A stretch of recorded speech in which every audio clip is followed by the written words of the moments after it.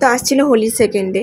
তো আমি প্রথমে পুজো টুজো করে নিলাম, তারপরেই রেডি হয়ে নিলাম, যেহেতু বাড়ি আসতে আসতে একটু দেরি হয়ে যাবে, তো পুজো করতেও দেরি হয়ে যাবে। এদিকে মাও রং খেলতে বেরিয়েছে পাড়ার কাকিমাদের সাথে। তো মা বললো পুজোটা করেই দে। তো আমি পুজো টুজো করে দেন রেডি হচ্ছিলাম। আর এটাই বলছিলাম যে মানে সাদা ড্রেস পরে রং খেলতে ভালো লাগে, বাট নতুন জামা হলে একটু কষ্ট তো অবশ্যই লাগে। বাট এই জামাটা আমার নতুন নয়, অনেক দিন আগেকার। আর তার সাথে আমি স্কিন কেয়ারটাও করে নিলাম, যেহেতু সানস্ক্রিনটা তো অবশ্যই দরকার, বাইরে যা রোদ। তো আমি এই যে একটুখানি রেডি হয়ে নিয়েছি, কিছুই না, জাস্ট লিপস্টিকটা দিয়েছি, তাই দেখো আমাকে কী সুন্দর লাগছে। সেরকম কোনো ব্যাপার নেই। তারপর আমি জল টল খেয়ে পুজো করলাম, সেই লাড্ডুটা খেয়ে নিলাম।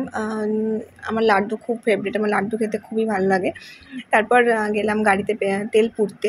গাড়িতে তেল পুড়ে আমি জানি না এটা আমি কোথায় দাঁড়িয়েছিলাম, দিয়ে নিজেই ভিডিও নিচ্ছিলাম, যাই হোক হোলির আনন্দে। আর আগের দিন আমি হোলি সেরকমভাবে খেলিনি। আর এখন বলতে সেরকম হোলি খেলাও হয় না, ওই যেটুকুনি নিজেদের গ্রুপ যেটুকুনি থাকে সেইটুকুনি। তো তারপরে গঙ্গাধারে এলাম, পূজা আকাশ এসেছিলো, ওরা দুজন নিজেকে নিজে রং মাখিয়ে চলে যাচ্ছে। তারপর গঙ্গাধারে এসে দেখি এখানে বক্স টক্স বাজিয়ে সবাই নাচছে, বেশ মজা করে নাচছে। এখানে ওদের দুজনের রং মাখানোই হয় না, রং মাখিয়েই যায় দুজনকে।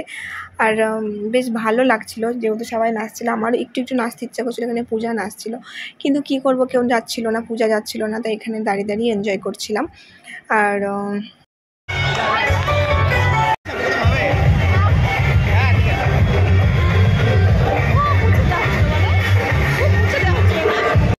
তারপরে এখানে একটা রাধাকৃষ্ণ ঠাকুর করা হয়েছিল।